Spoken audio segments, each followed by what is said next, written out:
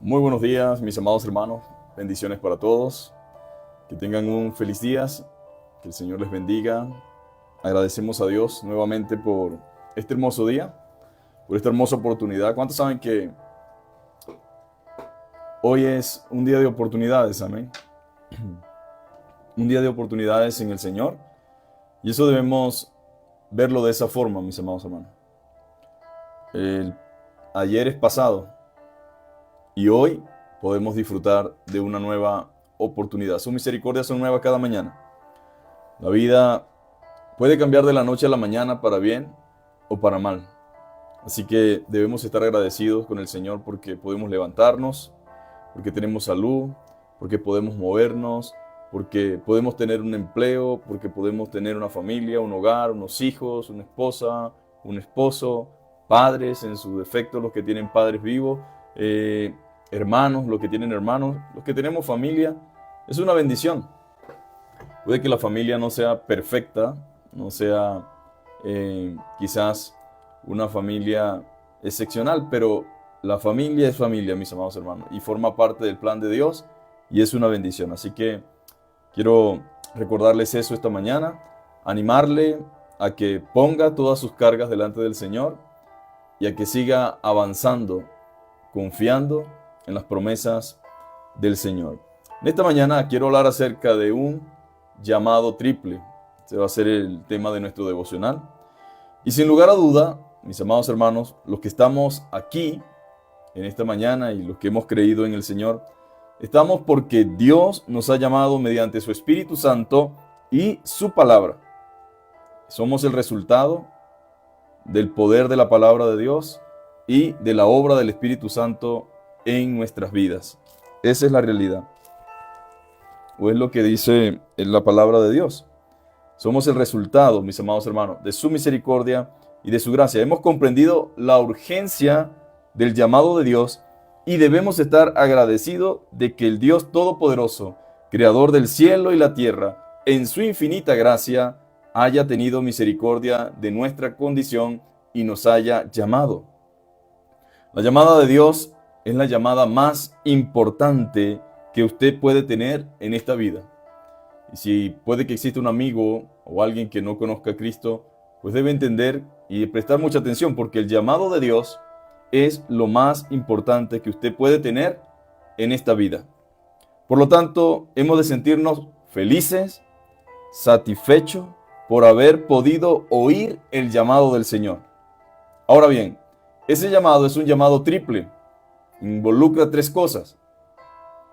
Dios, en primer lugar, pudiéramos decir en esta mañana, lo primero es un llamado a la salvación. Todos hemos escuchado al Señor. Él nos ha llamado a la salvación porque estábamos perdidos espiritualmente. Espiritualmente perdidos, mis amados hermanos, viviendo lejos de Dios. Según Efesios capítulo 2, versículo 1 al 6, dicen: y Él os dio vida a vosotros cuando estabais muertos en vuestros delitos y pecados, en los cuales anduviste en otro tiempo, siguiendo la corriente de este mundo, conforme al príncipe de la potestad del aire, el espíritu que ahora opera en los hijos de desobediencia, entre los cuales también todos nosotros vivimos en otro tiempo en los deseos de nuestra carne, haciendo la voluntad de la carne y de los pensamientos, y éramos por naturaleza hijos de ira, lo mismo que los demás. Pero aquí viene este texto, versículo 4, pero Dios, que es rico en misericordia. ¿Qué es Dios? Rico en misericordia. Por eso es difícil entender para muchas personas lo que Dios ha hecho en su vida y lo que Dios ha hecho en mi vida. Tal vez fuimos conocidos por ser desobedientes, por ser bebedores, jugadores, parranderos, viciosos, quizás grotescos, pero a la gente le cuesta entender cómo una persona que antes era, que antes hacía, que antes vivía, que antes compartía de esta forma y de esa manera, ahora, porque haya estado en la religión, dicen ellos, ¿no? Ahora se crea mejor o se crea esto, se crea aquello. Yo no puedo creer que una persona, después de todo lo que hizo, bueno, usted no puede creer porque no sabe. Pero la Biblia dice que Dios es rico en misericordia por su gran amor con que nos amó. No se trata de nosotros, se trata de Dios que obró en la vida nuestra, mediante su gracia, mediante su misericordia. Y Él es rico en misericordia. Tal vez fuimos lo peor, tal vez fuimos lo malo, tal vez fuimos lo que nadie daba un peso ni medio por nosotros, pero en su gracia y en su misericordia, a Dios le plació rescatarnos, porque Él es rico en misericordia. Si usted le preguntara a alguien qué pensarían de nosotros antes de conocer a Cristo, dice, no vale nada. Es una basura. Es una persona que no merece nada. Porque así somos los seres humanos. Pero Dios es rico en misericordia. Tal vez el ser humano dice, yo le doy una oportunidad, le doy 2 oportunidades, le doy 3 oportunidades, pero llega un momento en que ya no le doy más oportunidades, me cansé. Pero Dios, dice la Biblia, es rico en misericordia, y por su gran amor con que nos amó, aun estando nosotros muertos en pecado, nos dio vida juntamente con Cristo, y por gracia sois salvos. Ese llamado de salvación es un llamado de reconciliación. Por eso, mi amado amigo y hermano, que me escuchas en esta hermosa mañana, si Dios te llama, obedece el llamado de Dios. Entonces, en la vida cristiana, el primer llamado es para salvación. Ya somos salvos, ahora hay un segundo llamado. Y ese segundo llamado es a la santificación. Te llama a la salvación, pero ahora te llama a la santificación. ¿Por qué? Porque antes éramos, pero ahora no podemos seguir siendo lo que antes fuimos. Ahora somos nuevas criaturas en Cristo. Ahora tenemos una nueva naturaleza. Ahora somos una gente que ha sido cambiada y transformada por el poder de Dios. Y eso se evidencia en esa vida de santificación. Entonces, somos pecadores, Dios nos llama a la salvación, somos salvos, y ahora en segundo lugar nos llama a la santificación. Ahora nos llama y nos demanda santificación. ¿Y qué es santificación? ¿Qué significa santificación? Mucha gente, escúcheme bien, tiene la idea equivocada y piensa que santificación es perfección. Por eso no pueden ver que haya algún error en nosotros porque, viste, y nos caen encima. Yo sabía. Pero ¿qué es santificación? Pues no es la idea equivocada que muchas personas tienen acerca de la santificación, de que es perfección. Pero no es así. Santo significa en la Biblia apartado para Dios. Significa que ahora nuestra vida está dedicada, consagrada a nuestro Dios. Ya no vivimos para nosotros mismos, sino para la gloria de Dios. Significa que nos sometemos y obedecemos voluntariamente su palabra mediante la ayuda de su Espíritu Santo. ¿Y por qué debemos ser santos? Pregunta quizás alguien. Bueno, porque Dios lo demanda. Dios lo exige. En 1 de Pedro 1:13 hasta el 16 dice, por tanto, ceñid los lomos de vuestro entendimiento, sed sobrios y esperad por completo en la gracia que os traerá cuando Jesucristo sea manifestado. Como hijos obedientes, no os conforméis a los deseos que antes tenías estando en vuestra ignorancia. Antes hacíamos un montón de cosas porque estábamos en ignorancia. Y dice la palabra, no se conformen a los deseos que antes en vida pasada tenían, sino como aquel que os llamó es santo, o sea Dios, sed santos vosotros, sed santos también vosotros en toda vuestra manera de vivir. Ahora, la santidad o ese llamado a santidad no viene de parte de ninguna iglesia, de ninguna institución, ni de ningún hombre, viene de parte de Dios.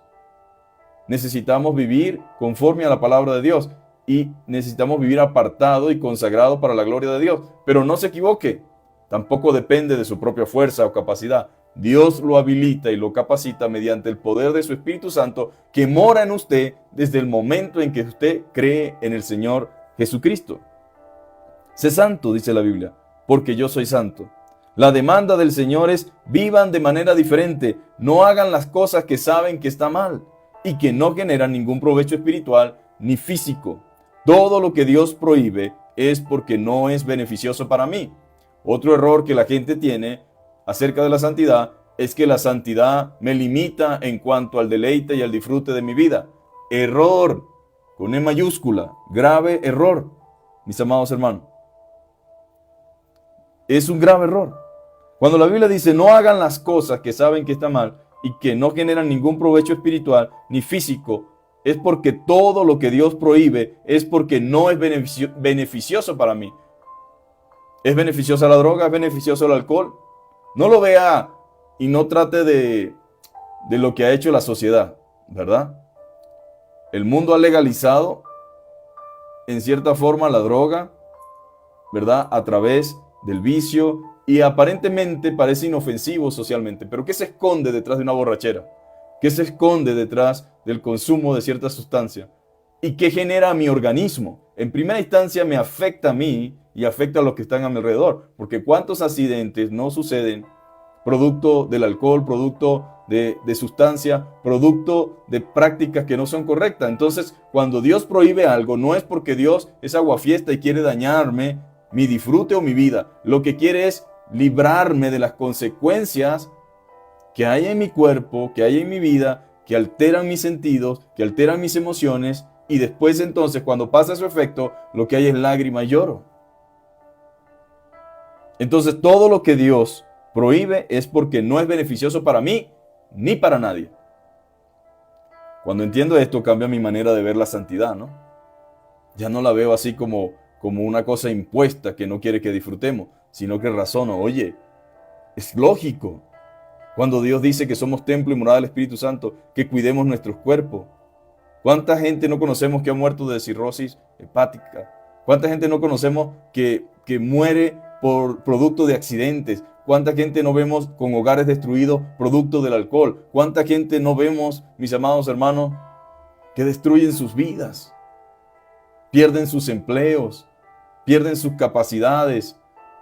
Entonces no lo vea como lo que aparentemente es el alcohol. Véalo como un enemigo que destruye su alma y que destruye su vida. Entonces Dios, cuando prohíbe algo, es porque no me beneficia, no te beneficia. Y a ti te beneficia vivir de acuerdo a la santidad y de acuerdo a la palabra de Dios.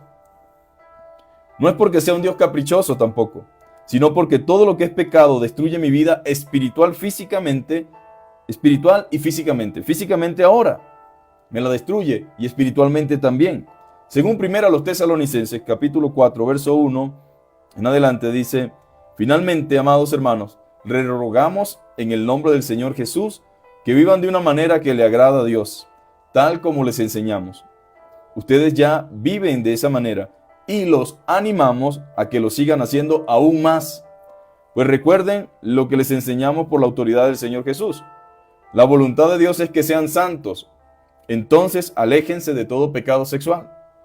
Como resultado, cada uno controlará su propio cuerpo y vivirá en santidad y honor, no en pasiones sensuales como viven los paganos que no conocen a Dios ni sus caminos. Nunca hagan daño ni engañen a otros creyentes en este asunto, teniendo relaciones sexuales con su esposa, porque el Señor toma venganza de todos esos pecados, como ya les hemos advertido.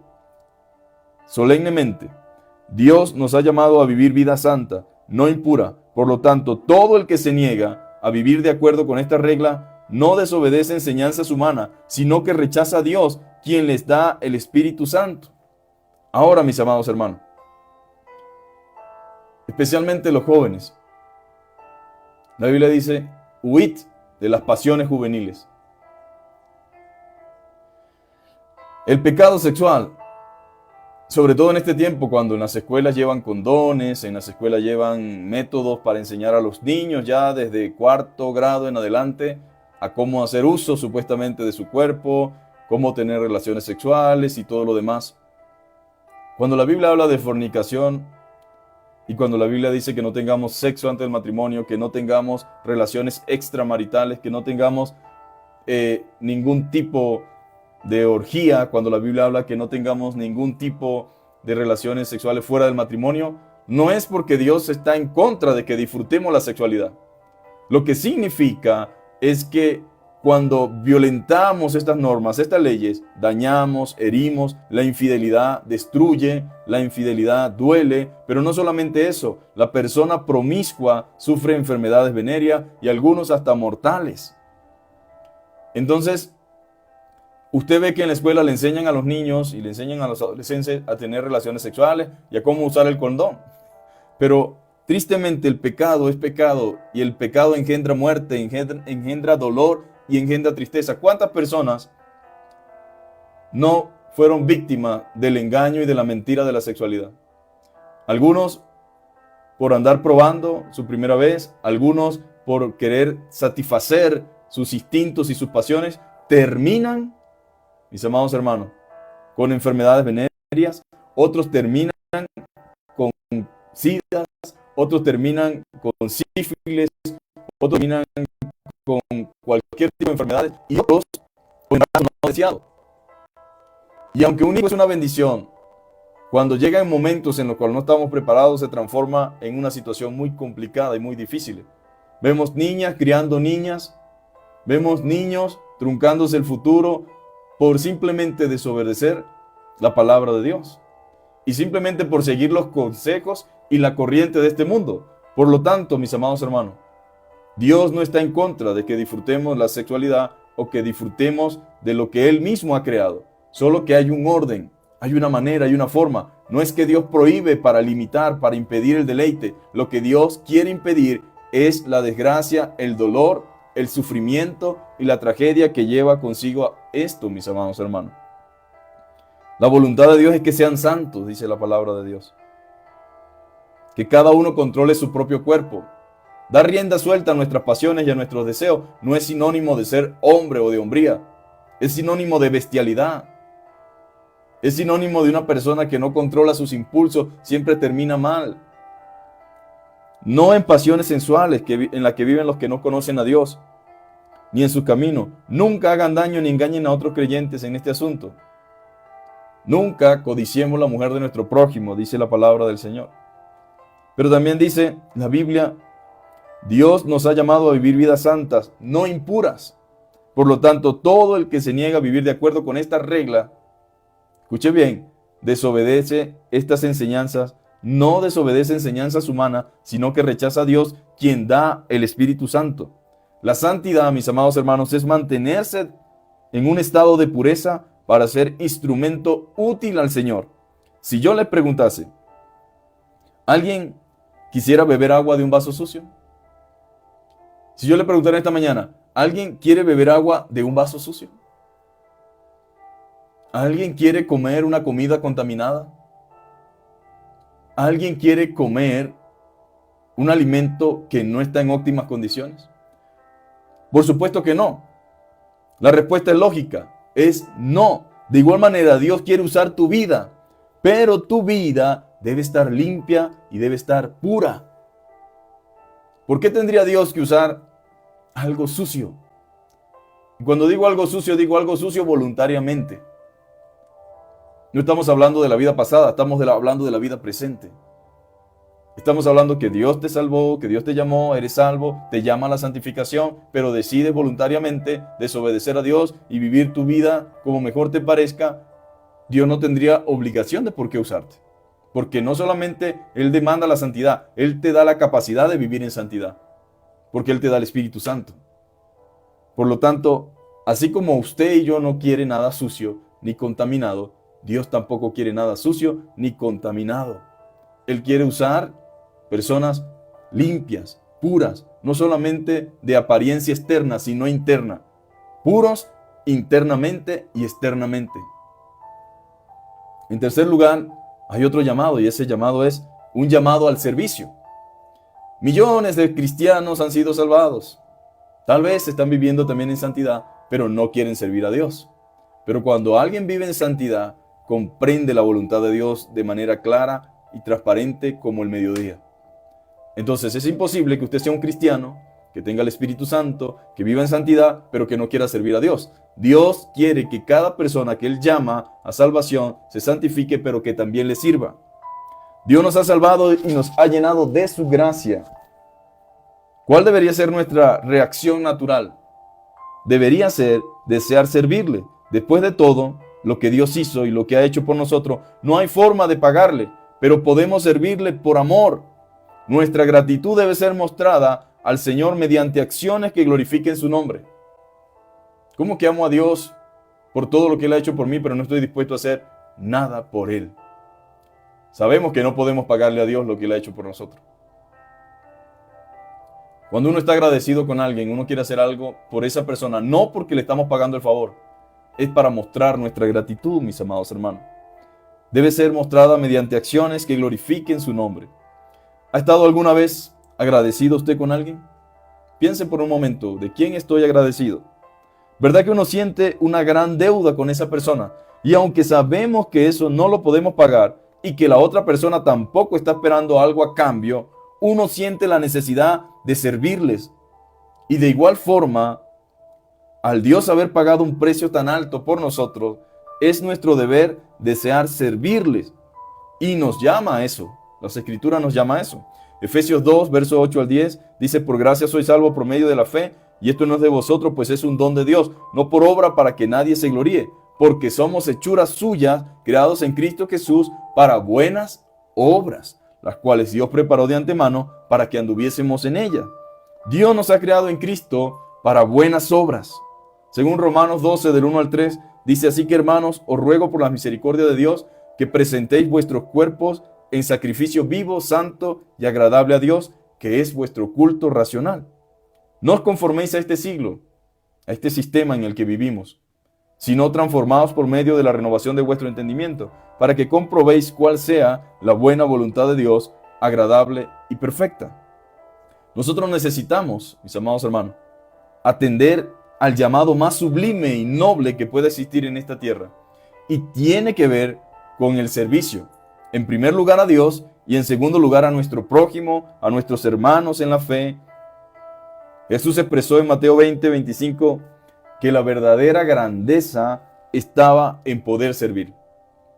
Así que Jesús los reunió a todos, dice la Biblia, y les dijo: ustedes saben que los gobernantes de este mundo tratan a su pueblo con prepotencia y los funcionarios hacen alarde de su autoridad frente a los súbditos. Pero entre ustedes será diferente. El que quiera ser líder entre ustedes deberá ser sirviente. Y el que quiere ser el primero entre ustedes deberá convertirse en esclavo. Pues ni aún el Hijo del Hombre, pues aún ni siquiera Dios, el Hijo del Hombre, vino para que le sirvan, sino para servir a otros y para dar su vida en rescate por muchos. El pueblo cristiano debe tener una actitud de servicio. Pregúntese en esta mañana, ¿tiene usted esa actitud de servicio? Quizás usted diga: bueno, yo no tengo ese don. Por supuesto, nadie quiere el don de servir, ¿no? Todo el mundo quiere el don de lengua, todo el mundo quiere tener dones extraordinarios, dones visibles, dones que estén... No, mis amados hermanos. El don de servicio es un don maravilloso, el cual deberíamos ejercer, de ser así, con la actitud correcta. Y aunque no tengamos el don de servicio, no nos limita en cuanto al involucramiento y la participación en el servicio. Entonces, es cierto que hay gente que tiene el don de servicio, pero nadie queda excluido de servir. Al contrario, necesitamos más gente dispuesta a seguir el ejemplo de Cristo. Y en este capítulo de Romanos podemos ver claramente una exhortación al servicio por parte del apóstol Pablo. No hay forma más clara de demostrar nuestra actitud de gratitud al Señor que entregándonos enteramente a su voluntad y poder decir como Pablo, que somos esclavos de Jesucristo, dispuestos a hacer lo que Él diga. Por eso empieza el capítulo así. Así que, hermanos, os ruego por las misericordias de Dios. Les ruego por todo lo que Dios ha hecho, por la misericordia que Él ha tenido de nosotros, que presenten sus cuerpos como un sacrificio. Sí, como un sacrificio, algo que nos cueste, algo que nos duela, algo que implique inversión, que implique tiempo, que implique sacrificio. Pero presenten sus cuerpos como un sacrificio vivo y santo, agradable a Dios. No es tanto lo que traían en aquel tiempo las ofrendas. Dios decía: más que me traigan un carnero, más que me traigan un becerro, más que me traigan una ofrenda, yo quiero que ustedes se den a sí mismo, se den en cuerpo y alma a mí. Esa sería una ofrenda extraordinaria, un cuerpo entregado en obediencia y en servicio al Señor. Eso sería agradable, eso sería un culto racional. La expresión que indica que debemos reflexionar sobre todo lo que Dios ha hecho por nosotros. Pablo quería que nosotros entendiéramos que nosotros somos personas que hemos sido salvados por la misericordia y gracia de Dios y que debemos manifestar nuestra actitud que está agradecida por todo lo que el Señor ha hecho, mis amados hermanos. Ahora, qué hermoso es la palabra. Nos llama a salvación, nos llama a santificación y nos llama también al servicio. Es una oportunidad. Se dice que Dios desea una consagración entera, mis amados hermanos.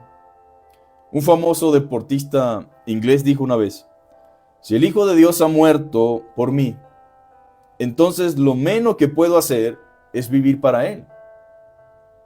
Si el Hijo de Dios ha muerto por mí, entonces lo menos que puedo hacer es vivir para Él. Y esto me recuerda a la estrofa de aquel hermoso himno titulado Mi vida di por ti.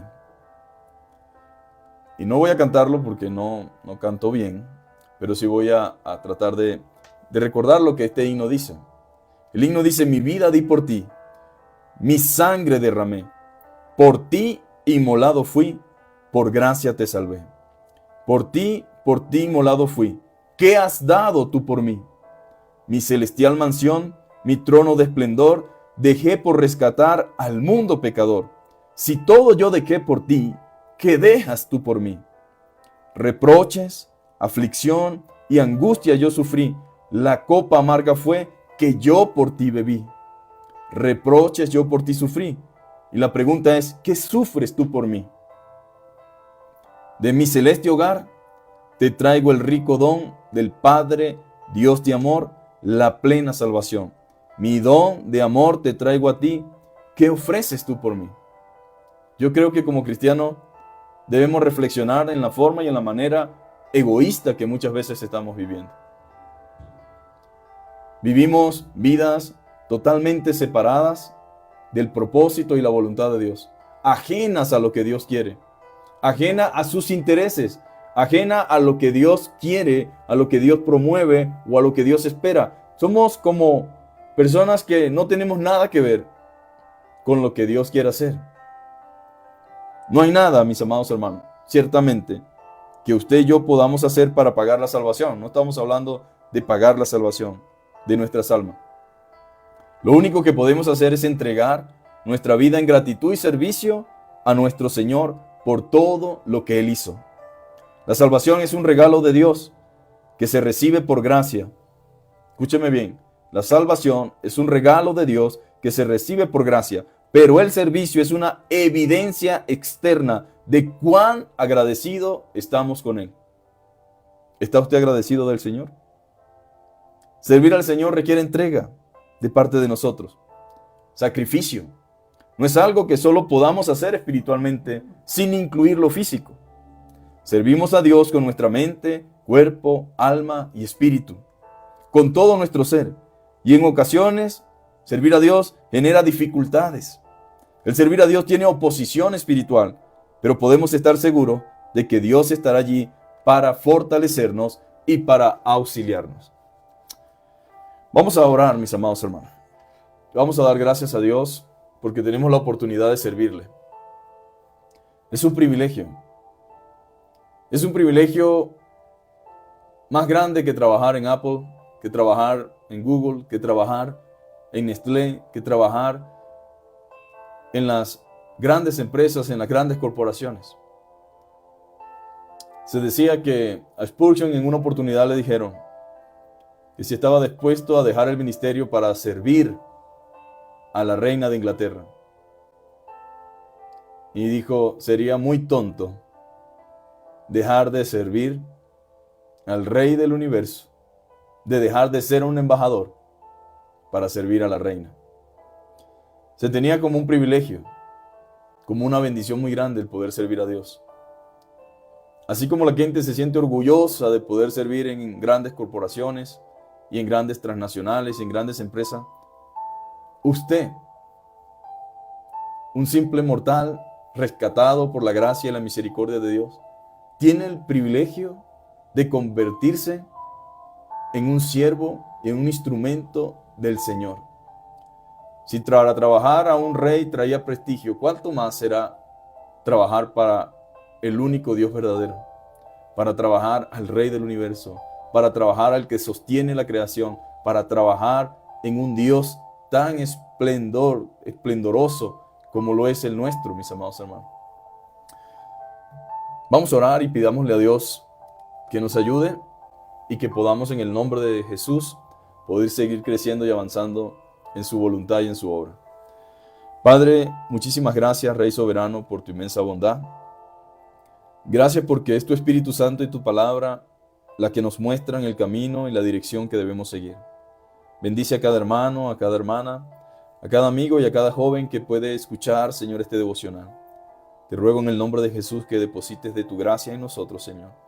Que nos ayudes, Señor amado, a establecer prioridades, a poner en orden nuestra vida, a aceptar tu voz cuando nos llamas, Señor, a obedecer obedientemente, Señor, pero también rápidamente, Señor. Atender, Señor, la urgencia de tus exigencias, de tus demandas. Gracias por salvarnos, Señor. Señor, pero ayúdanos ahora, Señor, a obedecer el llamado a la santificación, pero también a obedecer el llamado al servicio, Señor. Todos somos responsables delante de ti. Y un día entregaremos cuentas, Señor, en ese gran tribunal, Señor, de Cristo, donde cada uno será juzgado según lo que hizo en el cuerpo, Señor, sea bueno o sea malo, Señor. Padre, permite que no nos conformemos solamente con saber que somos salvos, sino que actuemos como salvos, Señor, con responsabilidad, con urgencia, con integridad. Padre, te pido perdón, Señor, porque contra ti pecamos de pensamiento, palabra y obra y en acciones, Señor. Pido que ayudes a cada amigo, a cada hermano, a cada persona que escucha, Señor, en esta mañana, y que lo ayudes, Señor, en su necesidad, Señor. Recibe toda la gloria, oh Dios, y toda la honra, en el poderoso nombre de Jesús. Amén y amén. Dios les bendiga, mis amados hermanos. Saludos para todos. Gracias por siempre estar allí en sintonía, conectados. Esperemos en Dios que Él tenga misericordia y nos siga ayudando en todo. Y bueno, un abrazo para cada uno de ustedes. Saludos hasta sus casas, hasta sus hogares, desde los distintos lugares donde nos ven. Saludos a nuestros hermanos en México, allá en la Ciudad de México, nuestra hermana Catalina. También saludo a nuestro hermano Yesí, nuestra hermana Rocío en Fusa, nuestra hermana Fané. Saludos también para mi hermano pastor Pablo Pérez en San Gil. Saludo a todos los hermanos en San Gil también. Y bueno, a cada uno de los que posiblemente se conecten después de finalizada esta transmisión. Saludos también a todos los hermanos en Houston. Saludos también a los hermanos que nos ven en Argentina, nos escuchan por allá. Bueno, la paz de Dios y la bendición de Dios con cada uno.